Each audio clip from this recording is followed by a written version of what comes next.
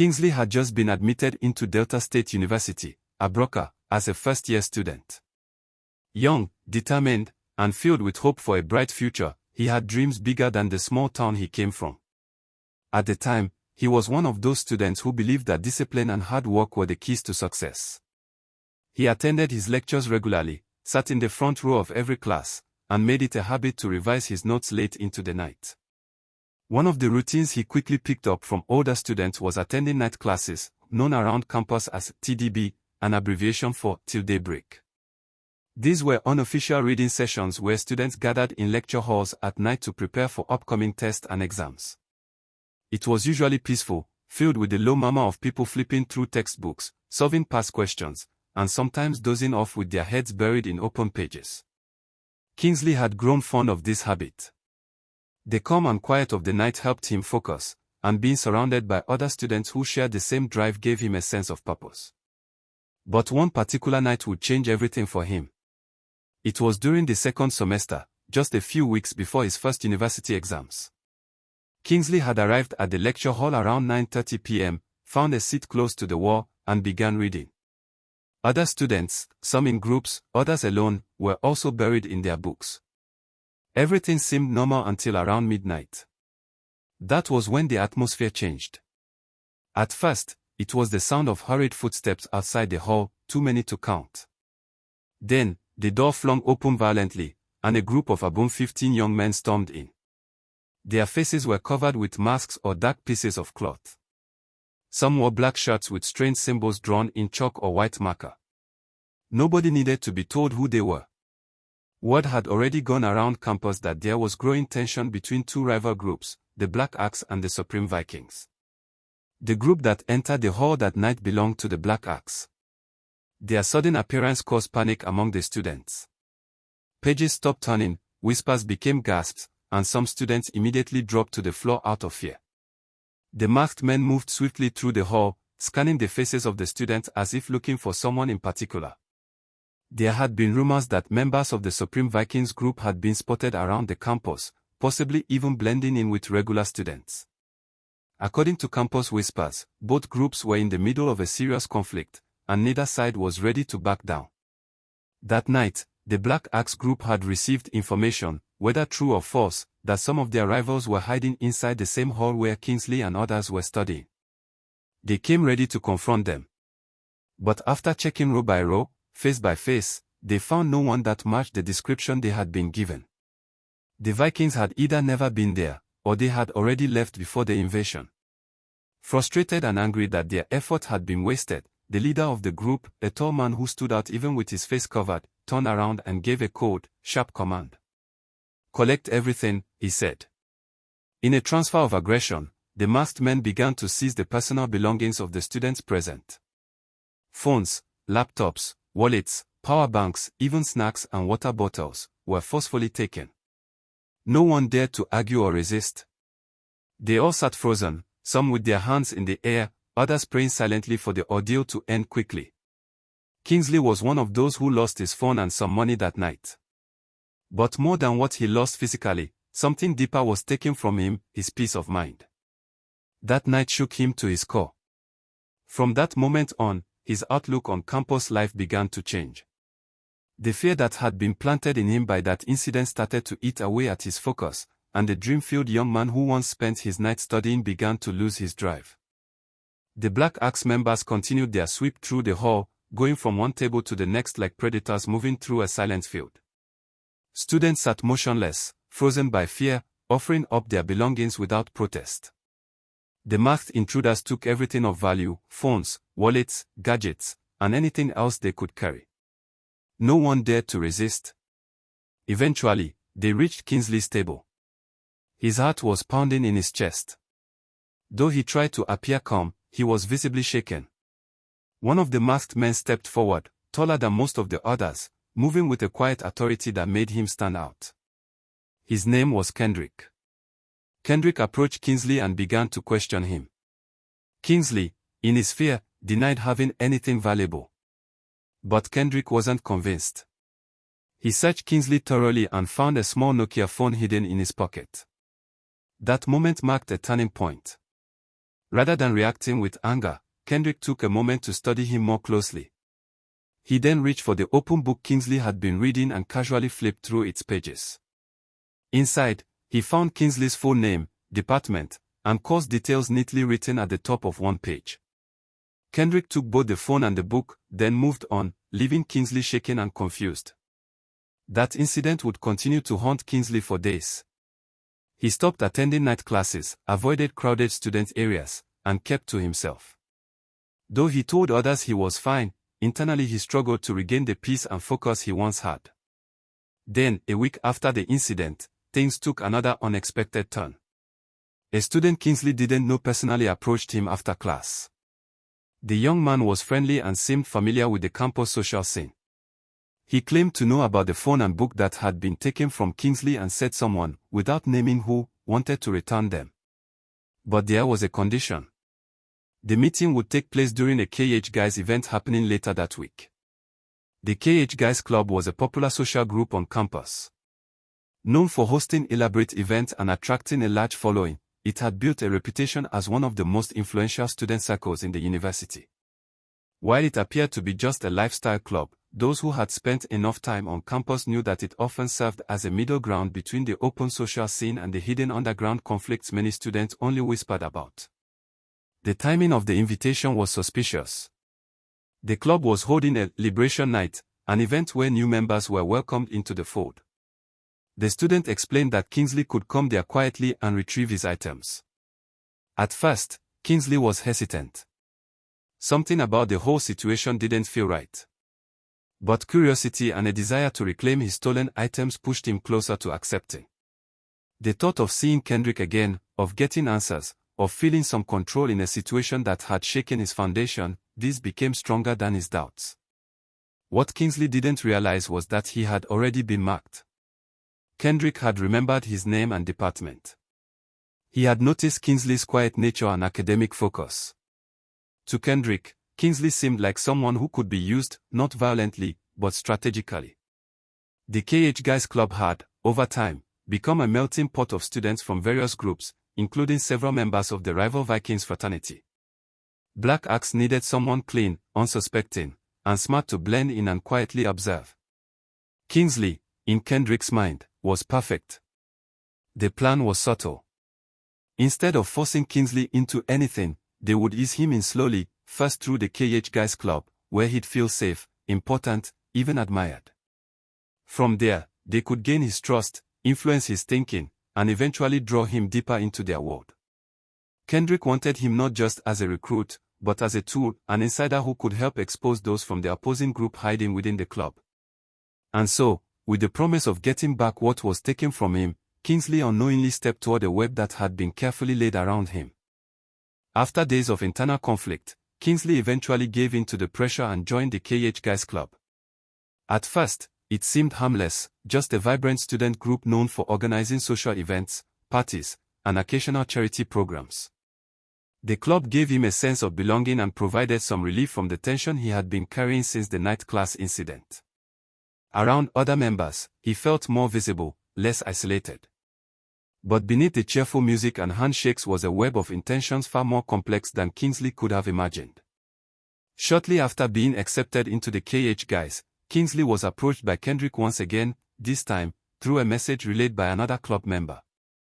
Kendrick, now clearly aware that Kingsley had warmed up to the group, gave instructions. If Kingsley truly wanted his phone and study materials back, he would have to bring some money. The amount requested was around 8,000 Nigerian nairas. It was framed as a necessary settlement for the trouble they went through, a fee to recover his belongings. No threats were made. It was spoken casually, as if it was just the way things worked. Kingsley didn't have that kind of money lying around, but he became determined.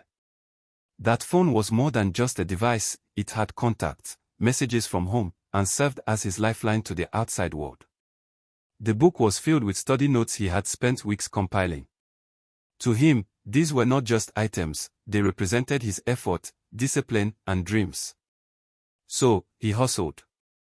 He borrowed a little from a roommate, skipped meals, and dipped into the small allowance sent from home.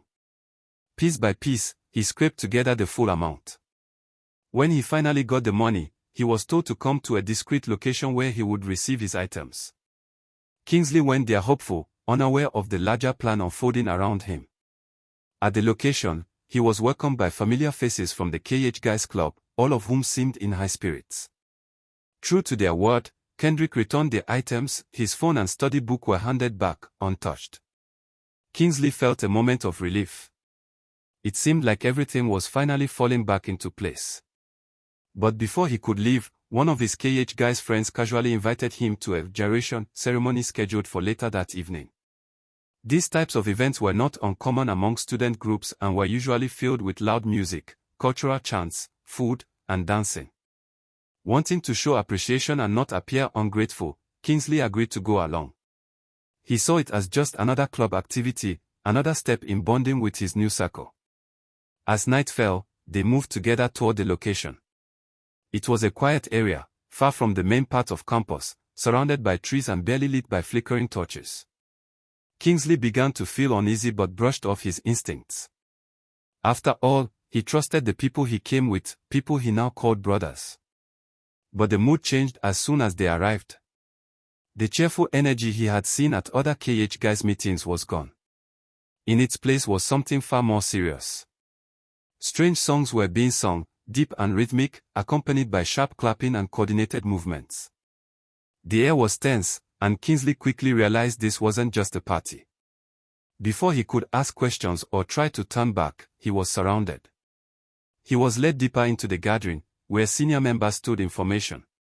Their expressions were unreadable, and their movements were rehearsed and exact. What followed was a ritual that Kingsley had never imagined himself being part of. He was given instructions, firm and non-negotiable. There were chants, symbolic acts, and rounds of stern warnings. By the time the night ended, Kingsley had been fully initiated into the Black Axe group. What shook him most was how it had all happened without his clear consent. There had been no moment where someone asked, "Do you agree?" No explanation of what he was walking into. What began as a request for a phone and book had quietly snowballed into a trap that led him down a path he couldn't escape from. After the ceremony, he was given a new identity within the group, a symbolic name chosen by his initiators, Dr. Nnamdi Azikiwe. It was meant to represent intelligence, strength, and strategy, drawn from the legacy of one of Nigeria's founding leaders. To outsiders, it might have sounded noble. But to Kingsley, it was just another reminder that his life had changed forever, and not by choice. The final stage of the night came with a chilling warning.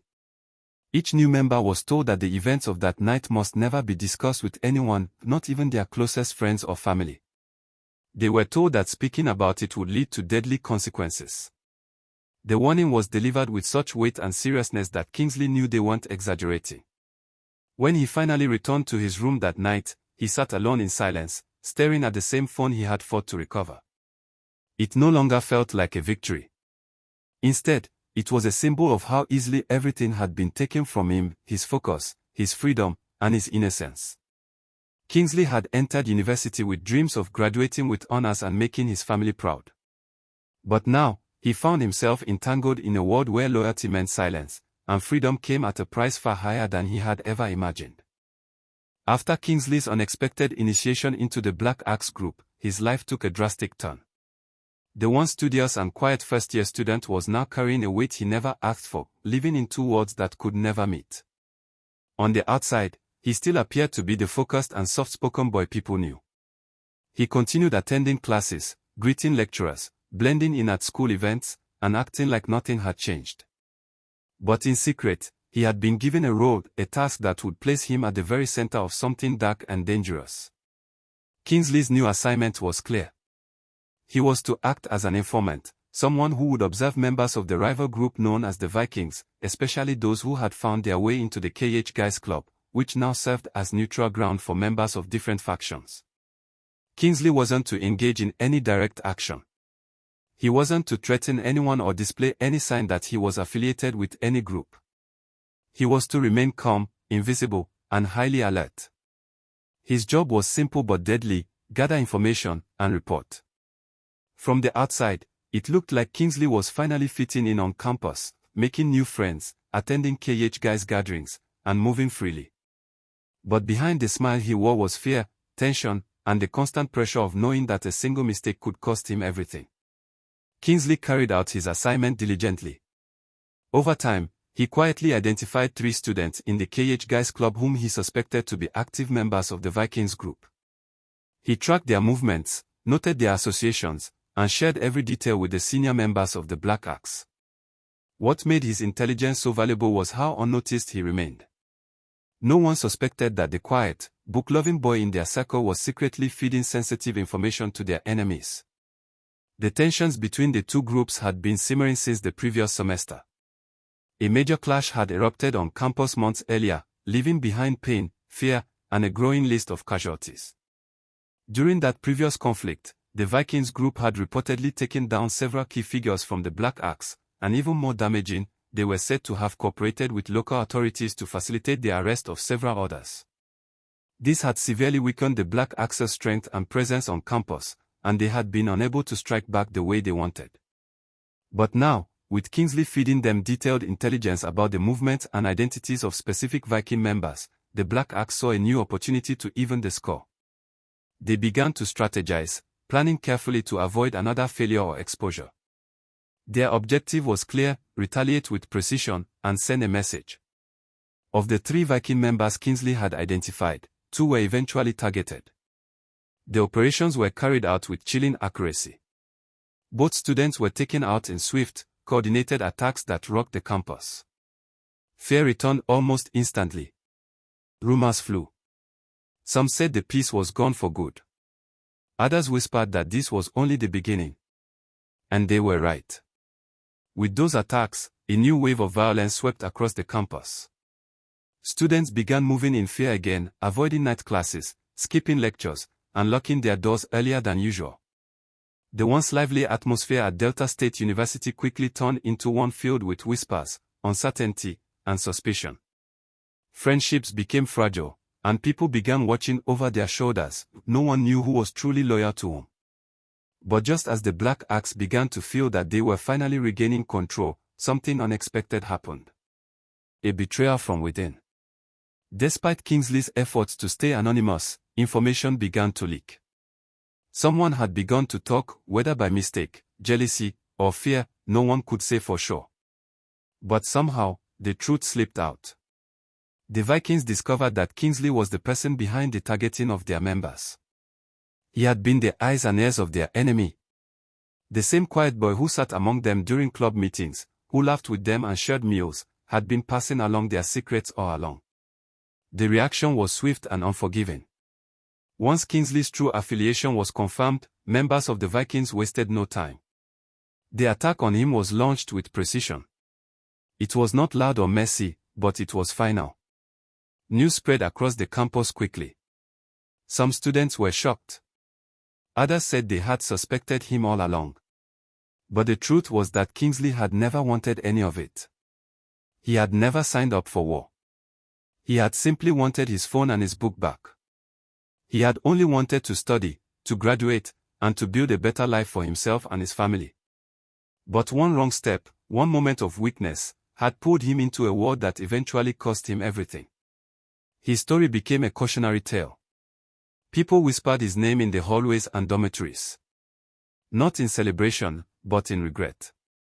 Students who once considered joining one group or another began to withdraw. Some left the KH Guys Club entirely. Even among members of different groups, there was tension and fear. No one felt truly safe anymore.